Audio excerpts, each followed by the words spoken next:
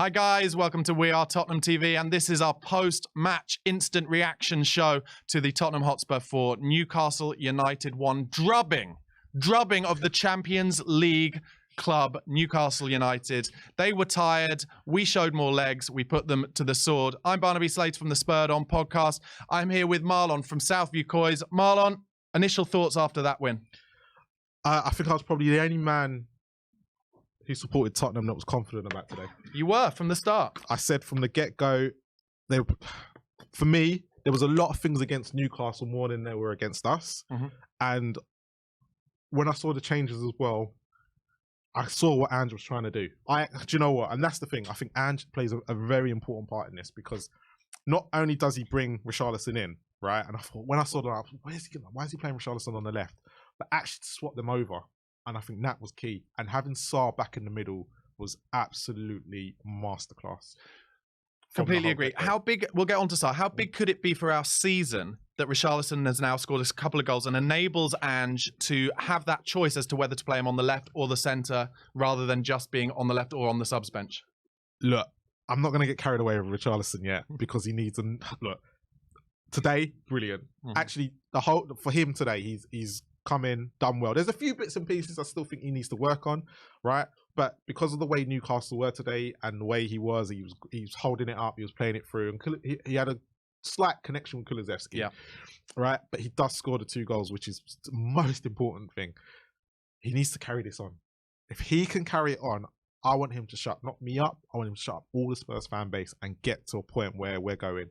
Richarlison needs to play up top. Richarlison needs to play up top, right? But the problem is, if he comes into the next game and he starts doing kick-ups and showing off like he did last year against West, we don't want that. Just put the ball in the back of the net and we'll be happy with you. So for him, he's got to carry it on. It's a bit like you used earlier, the Ryan Sessions situation. They've just got to carry the momentum on. And if they can do that, all good. Yeah. But I don't know if I can see it. I don't know if you can see it. I think, do you know what? I've said this, I'm a bit more of a half glass full person, and I think there is a player there. I think a lot of the chances that he's missed this season have been like outside of the post, 1 inch here, 1 inch there. And he's doing the right things, but it's just not been happening. And I've been saying it, like he's needed one to go in off his bum or something like that. And actually there were 2 decent finishes today. He had to finish them, one on his left foot, and he's done the right thing. He's had an injury, let's not forget that, all this season. And he said he'd been struggling with some mental health stuff as well. Is it possible now that what I'm saying is, I think it's possible now that he will get more confidence, feel more part of the group as a result. I'm not saying he hasn't felt part of the group, but more like he deserves his place in the team. And if he can go on a little run of goal scoring, that is a dangerous front 4. Like, I love Kulusevski in that 10. I love how he isn't so transparent when he's playing centrally. He can go either side. He even took a shot with his right foot today. He's still good out on the right when he plays on the right, but I think I love him in there. While Maddison is away, I would be starting with him against Forest. But do you think, so if Richarlison does come back in, do you still think, because Sonny, to be fair, on the left this season wasn't great, and he come up against a Trippier today that was tired, knackered, and was making mistakes. Like, when a Trippier that Newcastle fans don't see. And who's he going to come up against at right back for Forest? Serge Aurier. Serge Aurier, yeah, true. So he could be all right for thing. So, but yeah, look, if Sonny can get back to the form he had on the left that he had a couple of seasons ago, and Richarlison can now start hitting form, then it's perfect. Totally. But that's my biggest worry, because no one this season has made that left. Has been solid on that left hand side, and I think that's where we're missing somebody at the moment.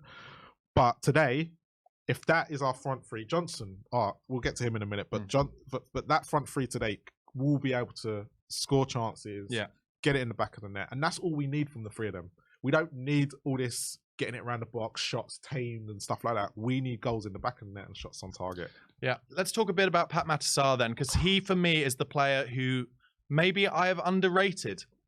He's played brilliantly this season, and I would never say he hasn't played brilliantly, but I kind of feel like he's been more like a link man, and maybe I've been underrating how important he has been to allow the other players to be at their best. I thought he gave a 9 out of 10 performance today. He was given a huge standing ovation as he went off, and I think he might be a shoe-in for like one of the first names on the team sheet now. For me, I've been a fan of Sarr. I've been a fan of Sarr since last year. I just thought that he was quite unlucky because he was in this defensive system, and I don't think it was Conte was never for him. Nor was, like, all the managers we've had have not been for him. And then I saw him in pre-season with Ange, and I thought, ooh, you've got something here. But Skip was ahead of him. Yeah. And then after that Brentford game, I was like, no, Sarr needs to be in there. But what has been the big key thing with Sarr is him and Basuma. Their partnership. Because everyone's talking about, Maddison's been out and this, that, and the other. But actually, Sarr and Basuma are so important to be playing together. And we could see today how Newcastle actually in the second half just saw what those two were causing and went, actually, we need to get it out wide and double up. Yeah. Let's stop putting it in the midfield because Gomeres and Joe Linton and Miley were getting no joy from the three of them, right? Because that's how well they were integrating in that midfield. But Sarr, his energy, the way he gets on the ball, where his positional sense, and I think that's very key into this whole thing. Where he picks up certain positions helps his whole system out. And some of his touches, his 1-2s with all the players, and the way he gets him and Porro on that right hand side. Completely agree. It was just it was great to watch, and it was like you could tell Porro's more comfortable. You could tell Basuma's more comfortable. Yeah, and Johnson as well. He made Johnson play better because of that Porro, Sarr, Johnson axis. We're going to go on to talk about Johnson. Then I think it's almost like put to bed that he should play on the right rather than the left. Obviously, he's one of those players, like if you're playing Football Manager, he can play both sides. We know that. But he's clearly not as confident on the left as he is on the right. No, and the thing is with Brendan Johnson, like I said today was going to be because you weren't playing against the left back anyway. So and he loves running in behind and everything like that. So this sort of game was going to be very, very vital for him to play there. But then you get a game against like Manchester City where the last time he puts that crossing on the left hand side. True. So it's Ange picking when he needs to be on the right and when he needs to be on the left. And for me, I think he needs to start on the right. And if the game's not going very well, move him over to the left. He's one of them interchangeable characters. But he done played so well. Livramento didn't get a sniff. No. He suffered. Highly rated Livramento as well. He's had a good start to his Newcastle career. Really good at left back as well because like Newcastle fans were singing his praises, and I said if we can just get Brendan Johnson to play behind him, no matter what position you play, if you're playing on your wrong side and that's happening, you're having to go with your your left foot and he's right footed. You're not going to be able to cope. And with Brendan Johnson, he got a lot of joy on that right hand side. And it's really quite funny because I thought that's where we were going to get our goals today, but we actually got it from Trippier. Yeah. Being Trippier. So I wonder whether we had our first bit of luck in quite a long time today, because I think there was a possibility there, especially seeing it in full speed, that the ref might have just whipped out a red card for Romero in that second half. And I think if he had whipped out a red card, it wouldn't have been overturned because it is, I think, a reckless, out-of-control challenge. So did we get a little bit of luck there? And the ref, as you said during the watch-along, maybe he thought it would be too controversial to have to send him and maybe even Guimaraes off as a result. I think that's what VAR have said. I've said because they've looked at both incidents first before he's made any decision. And I think he's gone to get away with it and you won't get any backlash. You'll have to send off both of them. Don't send off both of them because everyone's going to be talking about VAR. So he's gone, I'm going with your on-field decision. Yeah. And actually, I bet we don't even talk about that. I bet nobody talks. Everyone go, could he have seen red? Yeah. And everyone go, but no one's going to go, but VAR should have intervened. Because there now isn't that possibility because the referee's made the decision. You've got what you wanted, and they've got the referee's decision on the pitch. Okay, he didn't see the headbutt, right? So again, it's a bit of a strange one. So I think he's gone keep both on the pitch, and if that Gomeres thing doesn't happen, Romero's off. And I would say that is common sense refereeing, not something that you often see. So going into that Newcastle game, I was saying during the watch along, the Nottingham Forest game, I was saying during the watch along, I don't think it's ideal that we're playing them on a Friday night. I think it'll be a big atmosphere there, and they're decent at home for us. Yeah. What side would you go with, just briefly, as we finish this off? Would you stick with the same side? I think it's going to be difficult for him to change that, maybe. For me, it's what he does with that left-hand side.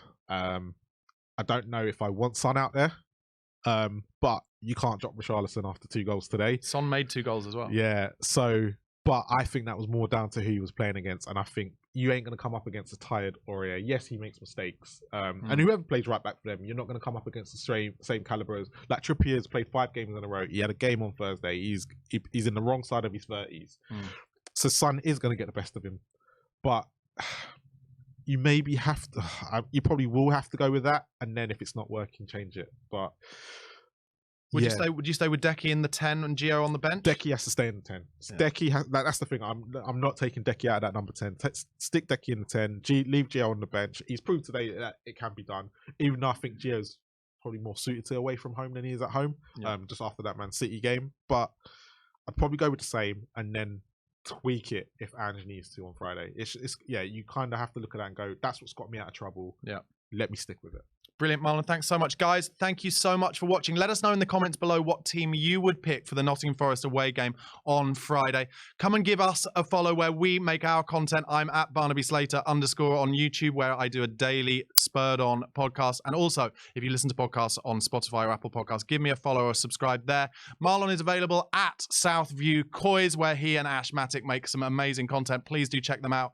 The handle is in the description box. And of course, subscribe to We Are Tottenham TV, press the bell button, and we will be back with our post-match fan show in about 10-15 minutes time, where you guys can call in and we'll talk to you about that huge 4-1 win for Spurs, getting our season back on track. Come on, you Spurs. Come on, you Spurs.